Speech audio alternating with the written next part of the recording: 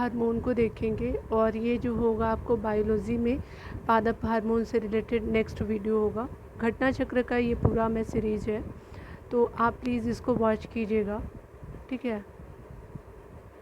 बहुत सारे मैंने बायो वाली वीडियो में बहुत सारे आपको कंप्लीट भी कराया है। उसी के सेक्शन में आज हम लोग पादप हार्मोन पढ़ते हैं, ठीक है, प्लांट हार्मोन जिसको बोलते हैं, ठीक है ना। चलिए आज हम लोग शुरू करते हैं, ठीक है।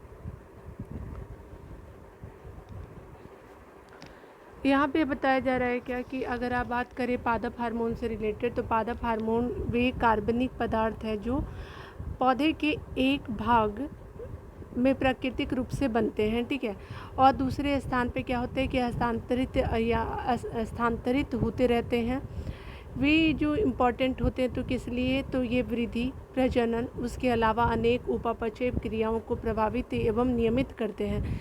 ज्ञातव्य है कि यहाँ पे बताया जा रहा है क्या कि ध्यान देने वाली बात है कि आपका हार्मोन शब्द का प्रयोग उत्तेजित करने वाले पदार्थ के रूप में सर्वप्रथम स्टर्लिंग ने जो है 1906 में किया था, ठीक है। उसके अलावा बताया जा रहा है उनके अनुसार ये सभी वे पदार्थ जंतुओं में नलिका विहीन ग्रंथियों द्वारा स्रावित होते हैं तथा आपका शरीर के विभिन्न भागों में फैल कर के कुछ विशेष क्रियाओं को क्रियान्वित करते हैं, ठीक है। सामान्यतः बताया जा रहा है कि पादप हार्मोनों के 5 प्रमुख वर्ग होते हैं, ठीक है।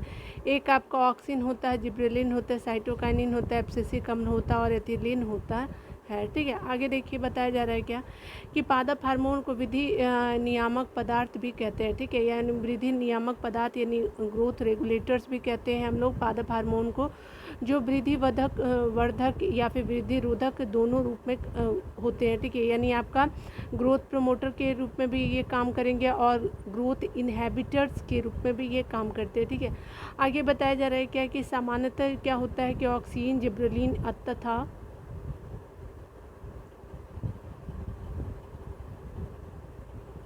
साइटोकाइनिन कम सांद्रता पर जो है वो आपका वृद्धि वर्धक का कार्य करते हैं, किंतु एब्सिसिक अम्ल जो है वो एवं आपका जो एथिलीन कम सांद्रता पर आपका वृद्धि रोधक का कार्य करते हैं, ठीक है।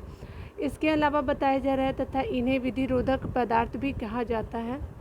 ऑक्सीन में आपका आगे बताया जाए ऑक्सीन के प्रयोग से संतरा, नींबू, अंगूर, केला, टमाटर आदि के फलों में बिना परागन एवं निषेचन के भी फलों का क्या होता है, विकास होता है।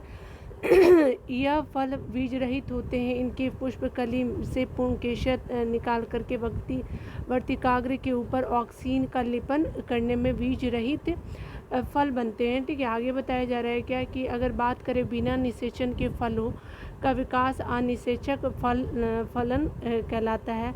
ऑक्सीन का उपयोग अगर बात करें अपतीर्ण निवारण तथा फसलों को गिरने से बचाने में भी होता है, ठीक है। जिब्रेलिन का उपयोग जो है वो बौनी पदार्थों आपको बौनी प्रजातियों की लंबाई में वृद्धि, पुष्पन, अनिषेचक फलन या फिर बीजों के अंकुरन में होता है, ठीक है। आगे ये जिब्रेलिन के रिगार्डिंग है, देख रहे हैं हम लोग। आगे देखिए आपका बताया जा रहा है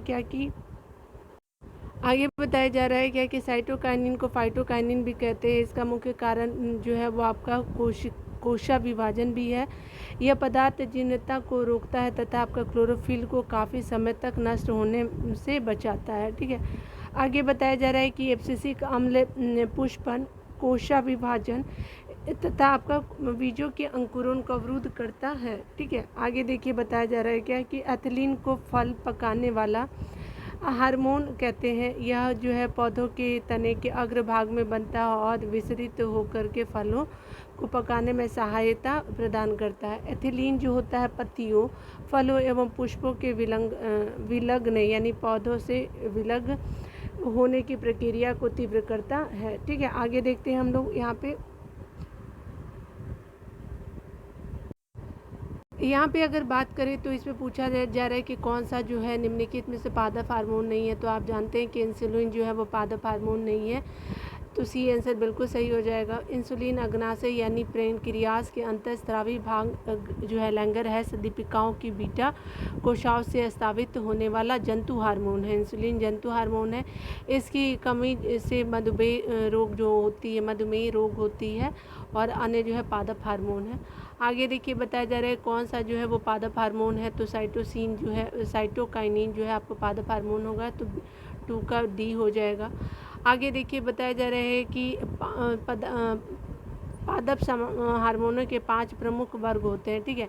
एब्सिसिक अम्ल हो गया, ऑक्सिन हो गया, साइटोकाइनिन हो गया, एथिलीन हो गया, जिब्रेलिन हो गया, ठीक है। आगे देखिए आपको बताया जा रहा है कि अगर बात करें हम लोग पादप हार्मोन की, तो पादप हार्मोन है आपको साइटोकाइनिन जो है पादप हार्मोन है, ठीक है। आगे देखिए कहा जा रहा है क्या, इसमें बताया जा रहा है क्या कि निम्नलिखित में से आपको पौधे वृद्धि हार्मोन कहा जाता है, यानी पौधे को कौन सा पौधे वृद्धि हार्मोन यानी प्लांट हार्मोन कहा जाता है, तो साइटोकाइनिन को कहा जाता है, बिल्कुल डी आंसर हो जाएगा।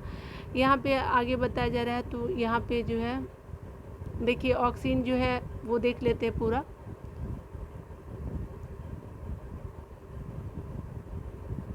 ऑक्सिन क्या है, तो ऑक्सिन जो है वो आपका शीघ्र प्रधानता है, यानी ए, बी, सी और डी को देख लेते हैं, ठीक है ना। तो यहाँ देखिए आपका ऑक्सीजन क्या होता है, शिखर प्रधानता होती है, तो आपका 4 हो गया।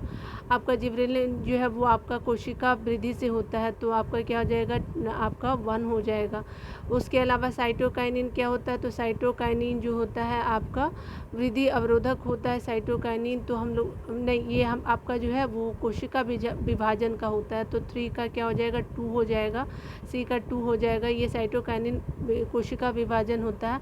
और अवशिषिक अम्ल जो होता है ना आपका वृद्धि आपका अवरोधक होता है, तो डी आपका जो है डी का 3 हो जाएगा। तो 4 1 2 3 4 1 2 3 हो गया, तो बी आंसर बिल्कुल सही हो जाएगा। तो 4 आंसर का बी देख लीजिए, ठीक है। तो यहाँ पे देखिए बताया जा रहा है ऑक्सीजन जो होता है शिखर प्रधानता का कार्य करता है, जिब्रेलिन जो होती है कोशिका वृद्धि करता है। उसी के अलावा साइटोकाइनिन जो होता है वो आपका कोशिका विभाजन का कार्य करता है। अवशिषिक अम्ल जो होते हैं वृद्धि अवरोधक का आपका काम करता है, ठीक है। तो हमने इस तरह से देख लिया।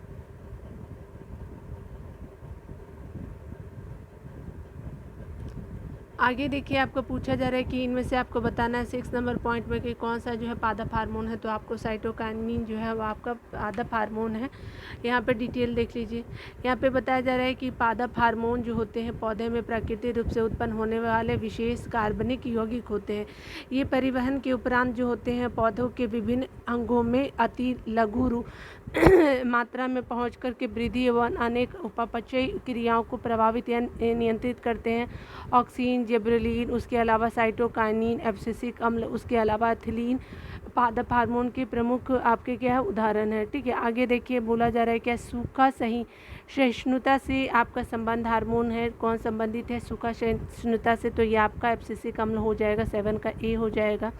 सूखे के प्रति जो सहनशील आपका पौधे सूखे की परिस्थितियों में एब्सिसिक अम्ल नामक पादप हार्मोन का क्या होता है आपका संश्लेषण करते हैं, जिससे उन्हें जो है वो जल को संरक्षित करने में क्या होता है मदद मिलती है।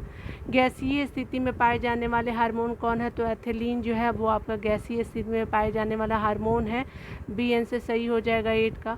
एथिलीन एक पादप हार्मोन है जो गैसीय अवस्था में पाया जाता है, ठीक है। आगे देखिए बोला जा रहा है कि हरे पौधे को जो है वो कृत्रिम ढंग से पकाने हेतु प्रयुक्त गैस है, तो ये आपका एसिटिलीन हो जाएगा, तो 9 का ए हो गया, ठीक है। आगे बताया जा रहा है क्या कि prevention of food adulteration rule यानी 1955 का जो धारा 44 ए के अनुसार क्या होता है कि एसिटिलीन गैस से फलों को पकाने पर प्रतिबंध लगा दिया है कि प्रतिबंध लगाया गया है, क्यों, क्योंकि फलों को पकाने से प्रयुक्त होने वाले कैल्शियम कार्बाइड में आर्सेनिक और आपका फास्फोरस पाया जाता है, ठीक है।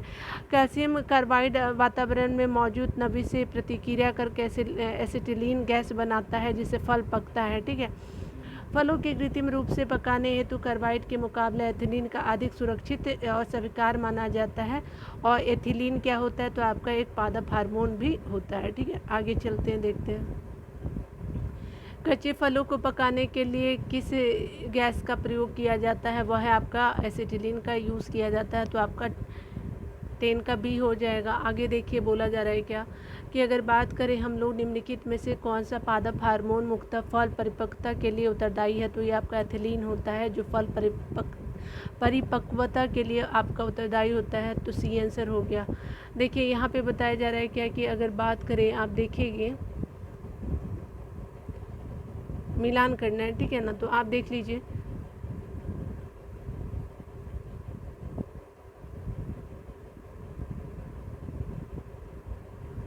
ए बी सी और डी को देखिएगा, ठीक है। तो आपका क्या है, तो आपका कृत्रिम रूप से फलों को पकाया जाता है, तो आपका किससे पकाया जाता है, तो आपका एथिलीन ए हो गया, 3 हो गया। बेकिंग सोडा तो आप जानते ही हैं कि ये आपका सोडियम बाइकार्बोनेट हो गया, तो आपका क्या 4 हो जाएगा। और आपका शीतल पेय में कार्बन डाइऑक्साइड होता है, तो आपका क्या हो जाएगा, तो ये 1 हो जाएगा। और सोडियम सिलिकेट जो होते हैं आपका क्वार्ज यानी आपका सोडियम सिलिकेट हो जाएगा। तो ठीक है, तो यहाँ पे क्या हो जाएगा, 2 हो जाएगा, 3 4 1 2 हो जाएगा। 3 4 1 2 जो है वो आपका देख सकते हैं, 3 4 1 2 जो है ना वो आपका बी हो जाएगा। तो आप यहाँ पे देख लीजिए डायरेक्ट बी हो गया, ठीक है। यहाँ पे देखिए बोला जा रहा है क्या कि कृत्रिम रूप से फलों का पकाया जाना एथिलीन होता है। बेकिंग सोडा जो होता है दैट इज सोडियम बाइकार्बोनेट आपका शीतल पेय होता है। बायो कार्बन डाइऑक्साइड होता है। क्वार्ट जो होता है सोडियम सिलिकेट होता है, ठीक है। तो ये हमने देख लिया पूरा डिटेल से। 11 प्रश्न ही इसमें थे, 12 ही थे, ठीक है ना। चलिए अभी हम लोग देख लेते हैं, एक और है लग रहा है, अच्छा ठीक है ये भी देख लेते हैं। 13 हो गए, मुझे लगा था कम है लेकिन दूसरे वाले में भी कम ही है। चलिए टमाटर के बीज जो है रहित फल का उत्पादन संभव है, तो आपका कैसे टमाटर के बीज रहित फल का उत्पादन संभव है, तो पुष्प पर हार्मोन छिड़कने से जो है वो आपका बीज रहित फल का उत्पादन है। तो 13 का सी आंसर बिल्कुल सही हो गया। देखिए बोला जा रहा है कि टमाटर हो गया, संतरा हो गया, नींबू हो गया, केला इत्यादि के फलों में बिना परागन के ही आपके फल विकास हो जाता है, फल का विकास होता है। टमाटर हो गया, संतरा जो हो गया, नींबू हो गया और केला, आप इन सभी में बिना परागन के ही फल का विकास होता है। ये फल जो होते हैं बीज रहित होते हैं यानी सीड नहीं होते हैं। यदि पुष्पों की कली से पुंकेसर निकाल करके वतिकाग्र के ऊपर ऑक्सीन का लेपन कर दिया जाए तो तब बीज रहित आपका फल बीज रहित फल बन जाते हैं, ठीक है। चलिए पादप हार्मोन को देख लेते हैं। यहाँ पे बताया जा रहा है कि 4 यूनिट को भी देख लेते हैं, जल्दी जल्दी ख़त्म कर दे क्योंकि ऑलरेडी जो है पहला जो है 12 मिनट का ही वीडियो है। तो आप चलिए थोड़ा सा इसको भी देख लिया जाए, 30 मिनट्स का तो एटलीस्ट हो जाना चाहिए। चलिए पादप जनन को देख लेते हैं। यहाँ पे बताया जा रहा है कि पादप जनन वह प्रक्रिया है जिसके माध्यम से पौधे अपने जैसे नए संतति उत्पन्न करते हैं, ठीक है। यह मुख्यतः 2 प्रकार के होते हैं। लैंगिक जनन, पादप जनन के अंतर्गत जो होते हैं 2 प्रकार के होते हैं, लैंगिक जनन और अलैंगिक जनन होते हैं। जीवन चक्र की दृष्टि से पौधों का सबसे महत्वपूर्ण भाग क्या होता है, तो पुष्प होता है। याद रखिएगा, ये आपको MCQ में भी देखने को मिलेगा। ये पौधों के प्रजनन में सहायक होते हैं। एक पुष्प में पुंकेसर और स्त्री के स्तर मिलकर प्रजनन अंगों का क्या करते हैं, निर्माण करते हैं, ठीक है। आगे देखिए यहाँ पे बताया जा रहा है, आप पिक्चर को देख सकते हैं। पुष्प के विभिन्न भागों को देख लीजिए यहाँ पे आपका क्या है, तो पुष्पासन यानी थैलामस इसको बोलते हैं। आपका पेडुनकल बोलते हैं जिसको डंठल यूज़ करते हैं। ओविली बोलते हैं बीजांड को। उसके अलावा जो सेपल होता है बाह्य दल को। उसके अलावा दल पेटल हो गया यानी बाहर वाला जो देखते हैं ये स्पेशली उड़हुल का ये पार्ट है, ठीक है। ओवरी देख सकते हैं, इंटरनल वाले पार्ट को है जो ओवरी अंडा से बोलते हैं। वर्तिकाग जो स्टाइल होते हैं ये लंबा सा जो होता है, ठीक है, और उसमें थोड़े थोड़े से दाने लगे होते हैं। अगला देखिए, अगर देखेंगे वर्तिकाग यानी स्टिग्मा जो होता है अपर पोर्शन वाले जो हो गए स्टिग्मा कहे जाएंगे यानी वर्तिकाग। उसके अलावा जो होते हैं एंथर यानी कोश जो होते हैं ये आपके जो इस तरह से फूल जब नहीं निकलता ना तो इस तरह से बने होते हैं, ठीक है। उसके अलावा इसको तंतु यानी फिलामेंट भी इसी को कहा जाता है, ठीक है। इसके डंठल को आप अगर देखिएगा, मैं थोड़ा दूर रख देती हूँ तो आपको मतलब दिखेगा। तो ये क्या है, तो ये आपका फिलामेंट हो गया डंठल वाला और ये क्या हो गया, एंथर हो गया ऊपर वाला, ठीक है। तो आपने देख लिया होगा, ठीक है। और ये स्टाइल है जो आपका यहाँ पे यूज़ किया जाता है। अंदर वाले जो बीजांड यानी ओवली बोलेंगे और ये जो है स्टेनम यानी पुंकेसर, ये पराग कोश और तंतु के अंतर्गत जो होते हैं वो आपका क्या होते हैं, तो पुंकेसर होते हैं, ठीक है। तो ये हो गया आपका। देखिए आगे बताया जा रहा है कि परागकणों के परागकोश से बतिकार तक पहुंचने की क्रिया को परागन कहते हैं। ठीक है, परागकणों के परागकोश से वर्तिकाग्र तक पहुंचने की क्रिया को परागन कहते हैं, जो लैंगिक जनन के लिए आवश्यक होता है। परागन की क्रिया दो प्रकार की होती है। कितने प्रकार की होती है? दो तरह की होती है। एक स्वपरागन होता है, एक परपरागन होता है। उसके अलावा देखेंगे उभयलिंगी पुष्प में पुमंग या जवयांग के साथ अलग अलग समय पर परिपक्व होने की घटना जो होती है पृथक पक्वता कहते हैं। यानी कहने का मतलब कि आपका उभयलिंगी पुष्प में जो है पुमंग और आपका जयांग के अलग अलग समय पर परिपक्व होने की घटना पृथक पक्वता या फिर आपका जो है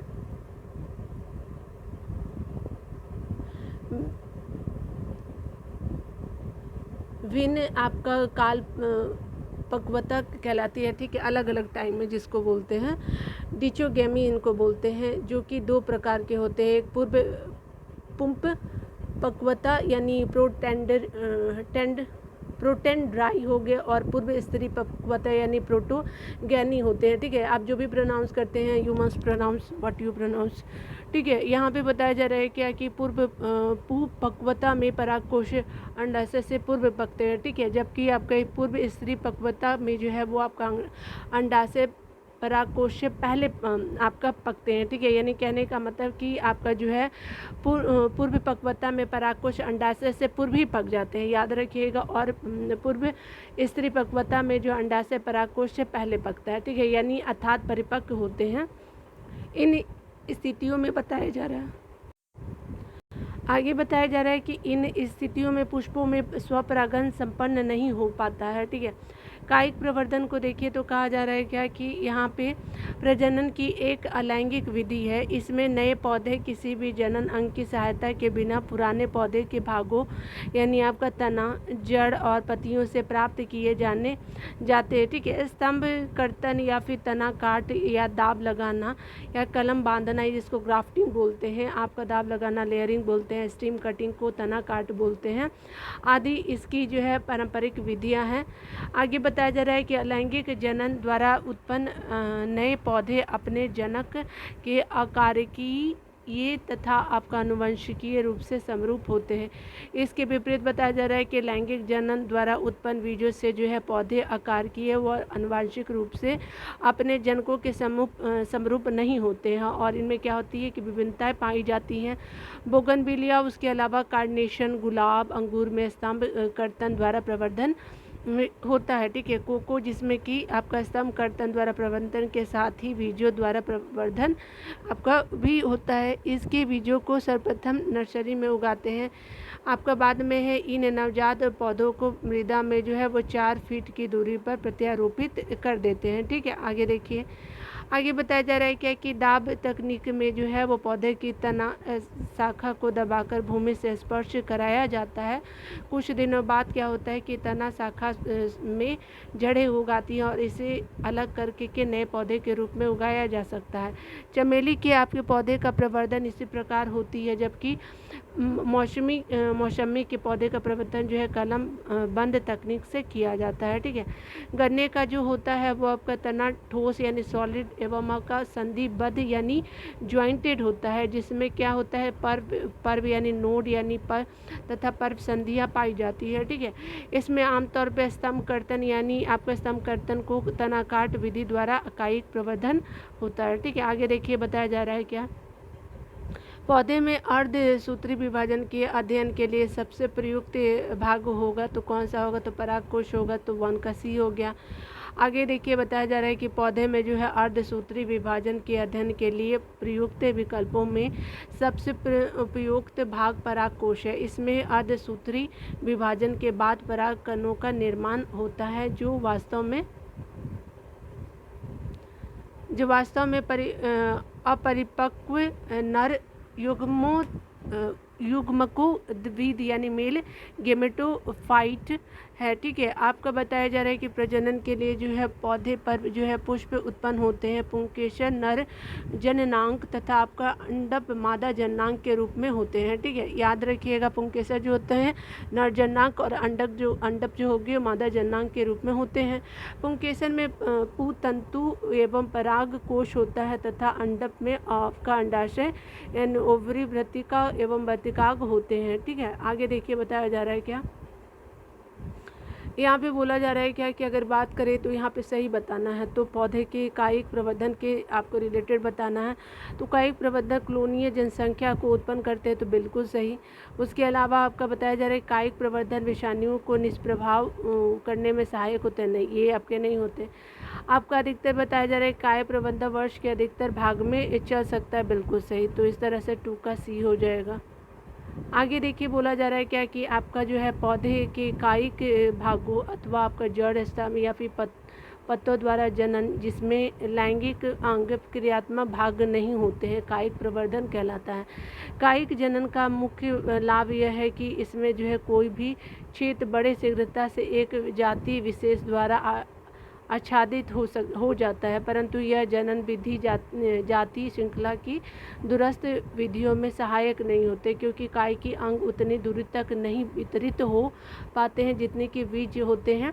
कायिकी जनन द्वारा उत्पन्न संतति जो होती है जनक रूपेण पैतृक आपका समान होती है, यानी जेनेटिकली आपके एक जैसे होते हैं, उसमें कोई विभिन्नता या फिर अन्य नए गुण और ओज नहीं आ पाते हैं, ठीक है। कायिक जनन विषाणुओं का प्रसार करने में सहायक होता है। कायिक जनन जो विषाणुओं को प्रसार करने में सहायक होता है, कथन आपका जो है वो आपका 2 सत्य नहीं है, ठीक है। कायिक प्रबंधन वर्ष के अधिकतर भाग में चल सकता है, ठीक है। उसके अलावा जो है तत्व 3 जो है वो आपका सही है, ठीक है। तना काट आमतौर पर किसके प्रवर्धन के लिए प्रयोग होता है, तो ये आपका जो है गन्ना के लिए होता है, ठीक है। आगे बताया जा रहा है कि गन्ना जिसको हम लोग शुगर केन कहते हैं कुल ग्रेमिनी यानी फैमिली ग्रेमिनी के अंतर्गत आता है, जिसमें कि तना काट आमतौर से कायिक प्रवर्धन यानी वेजिटेटिव प्रोपोगेशन के लिए जो है प्रयुक्त किया जाता है। इसका तना ठोस जो होता है वो आपका इसका जो है तना ठोस यानी सॉलिड एवं संधिबद्ध होता है, जिसमें पर्व तथा पर्व संधियाँ पाई जाती है, यानी आपका नोट्स भी होता है और आपका इंटर नोट्स भी पाया जाता है, ठीक है। आगे देखिए बताया जा रहा है क्या कि भारत में गन्ने की खेती में वर्तमान प्रवृत्तियों के संदर्भ में निम्नलिखित कदमों पर विचार कीजिए, ठीक है। आगे देखते हैं हम लोग।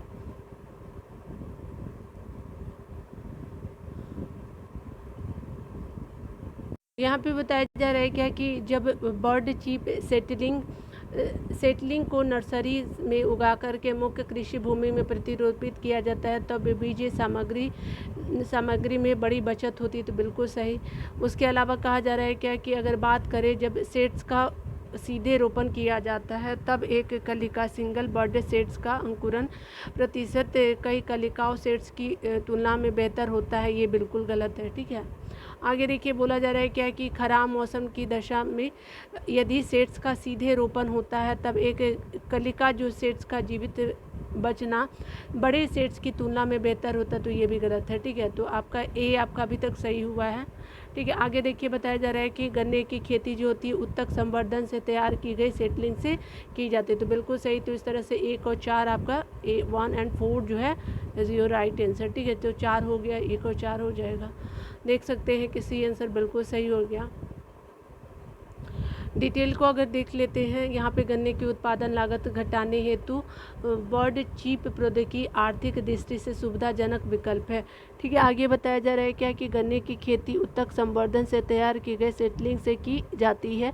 वर्तमान में गन्ने की खेती में जो है पारंपरिक वृद्धि के विपरीत जो है आधुनिक उन्नत विधि का उपयोग किया जाता है, जिसमें कलिका चीप गन्ना बीज का उपयोग होता है।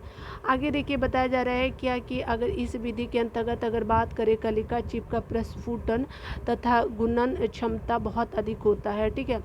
आपका जो है आपका चिप्स का प्रस्फुटन 90% तथा आपका गुणन क्षमता 1:60 के अनुपात में अधिक होता है, जबकि पारंपरिक विधि का प्रस्फुटन जो होता है 30 से 35% होता है तथा गुणन 1 से 10 ही होता है। आपका अनुपात में अपेक्षाकृत कम होता है। वर्ड चीप सेटलिंग को नर्सरी में उगा करके मुख्य कृषि भूमि में प्रतिरोपित किया जाता है, जिसमें कि 80% गन्ना बीज की क्या होती है, बचत होती है। ठीक है, आगे देखिए बताया जा रहा है भ्रूण जो होते हैं वो किस में मिलता है, तो बीज में मिलता है, तो आपका सी आंसर बिल्कुल सही हो जाएगा।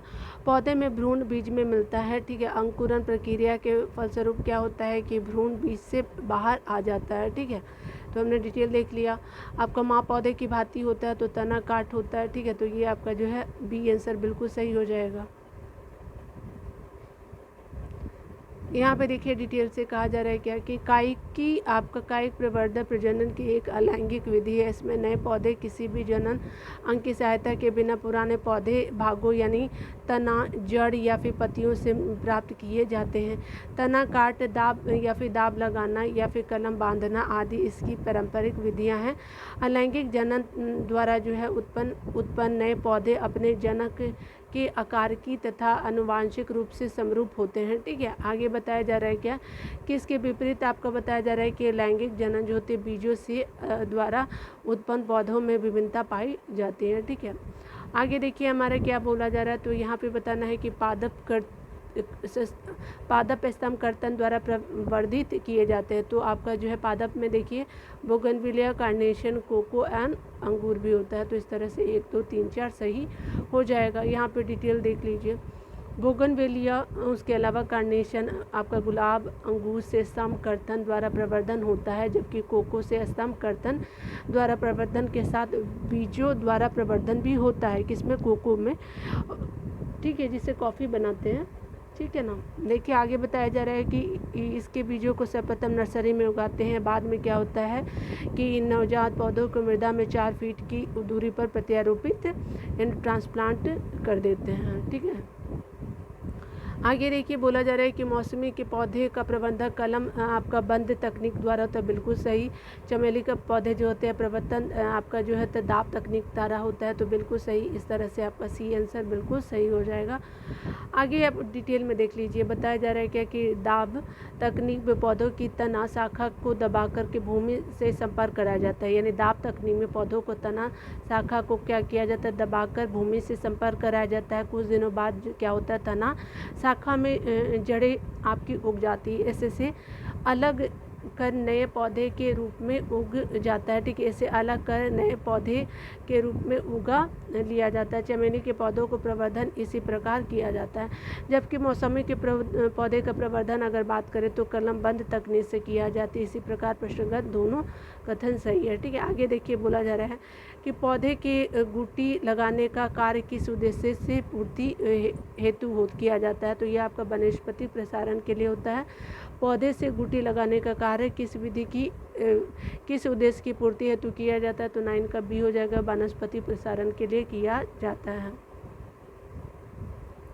आगे बताया जा रहा है कि पौधे की गुटी जो है वो लगाना आपका कृत्रिम कायिक प्रवर्धन की एक तकनीक है जो वनस्पति प्रसारण हेतु किया जाता है। इसमें मूल पौधे से जुड़े रहने के कारण हवाई तनों में जड़ों के विकसित होने दिया जाता है। वर्षा ऋतु में इसकी इस्तेमाल जो है नींबू, संतरा, अमरूद, आपका लीची आदि के विकास हेतु किया जाता है। आगे देखिए बोला जा रहा है क्या कि यदि किसी उभयलिंगी पुष्प में पुमंग और जयांग अलग अलग समय में परिपक्व होते हैं तो इस तत्व को क्या कहते हैं, भिन्न काल पक्वता कहते हैं। ठीक है, कभी कभी प्रोनाउंस करने में भी इतना मतलब दिमाग खराब होता है। चलिए आगे देखते हैं। उभयलिंगी पुष्प में जो है पुमंग तथा जयांग की अलग अलग समय पर परिपक्व होने की घटना जो होती है पृथक पक्वता या फिर भिन्न काल परिपक्वता कहलाती है। ठीक है, यानी डिचोगेमी कहलाती है। ठीक है, उसके अलावा अगर कहते हैं कि जो कि 2 प्रकार की होती है, एक पूर्व पुंप पक्वता यानी प्रोटेंडराई होता है और पूर्व स्त्री पक्वता यानी प्रोटोगेनेमी कहते हैं। ठीक है, पूर्व पक्वता में क्या होता है, पूर्व पुप पक्वता में क्या होता है कि पूर्व पू पक्वता में परागकोश अंडाशय से पूर्व पकते हैं, जबकि आपका पूर्व स्त्री पक्वता में अंडाशय परागकोश से पहले पड़ते हैं। ठीक है, अर्थात तो आपका परिपक्व होते हैं। आगे बताया जा रहा है कि एक ही पौधे के के एक पुष्प के परागकोश से परागकण का उसी पौधे के दूसरे पुष्प की वर्तिकाग्र से स्थानांतरण कहलाता है सजात पुष्पी परागण। ठीक है, यानी एक पौधे के एक पुष्प के परागकोश से परागकण का उसी पौधे के दूसरे पुष्प की वर्तिकाग्र में स्थानांतरण कहलाता है आपका सजात पुष्प परागकण। ठीक है, बी हो गया। ठीक है, आगे देखिए कहा जा रहा है, डिटेल देख लीजिए। एक ही पौधे के एक पुष्प के परागकोश से परागकण का उसी पौधे के दूसरे पुष्प की वर्तिकाग्र में स्थानांतरण जो होती है स्वपरागण या फिर सजात पुष्पी परागण कहलाती है। ठीक है, चलिए अब आर्थिक विकास जो है, आर्थिक महत्व वाली हम लोग अगले वीडियो में देखेंगे। ठीक है ना, खुद का ख्याल रखिए और पढ़ते रहिए। Take care.